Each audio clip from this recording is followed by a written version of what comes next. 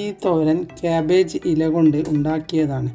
ഞങ്ങൾ ക്യാബേജ് കൃഷി ചെയ്യുമ്പോൾ അതിൻ്റെ അടിയിൽ കാണുന്ന ഇലയാണ് ഇത്. ഇതിൻ്റെ മുകളിലാണ് ക്യാബേജ് ഉണ്ടായി വരിക. അത് മുറിച്ചെടുത്ത് ചെറുതായി മുറിച്ചതാണ് ഇത്. ഒരു പാനിലേക്ക് 1 ടീസ്പൂൺ വെളിച്ചെണ്ണ ഒഴിച്ചു കൊടുത്ത് അതിലേക്ക് 2 നുള്ളി കടുകിട്ട് ഈ മുറിച്ച ഇലയും പകുതി സവാള മുറിച്ചതും 2 നുള്ളി മഞ്ഞൾപ്പൊടിയും 1/4 ടീസ്പൂൺ മുളക് പൊടിയും ആവശ്യത്തിന് ഉപ്പുമിട്ട് ഒന്ന് ഇളക്കി കൊടുക്കാം. ഇതിലേക്ക് 3 ടേബിൾ സ്പൂൺ വെള്ളം ഒഴിച്ചു കൊടുക്കണം. ഈ ഇലയ്ക്ക് കുറച്ച് വേവുണ്ട്. ഇനി ഇത് മൂടി വെച്ച് വേവിച്ചെടുക്കാം. തോരൻ നല്ല സ്വാദായിരുന്നു. ക്യാബേജിനേക്കാൾ സ്വാദ് തോന്നി. ഞാൻ കോളിഫ്ലവറിൻ്റെ ഇലയും തണ്ടുമെല്ലാം തോരൻ ഉണ്ടാക്കിയിരുന്നു. അതെല്ലാം നല്ല സ്വാദും ഉണ്ടായിരുന്നു.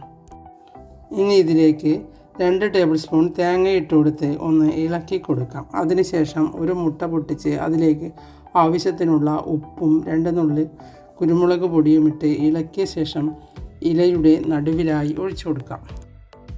മുട്ട ഒരുവിധം വെന്ത് കഴിഞ്ഞാൽ എല്ലാം കൂടി ഇളക്കി ചേർത്താൽ തോരൻ റെഡിയായി.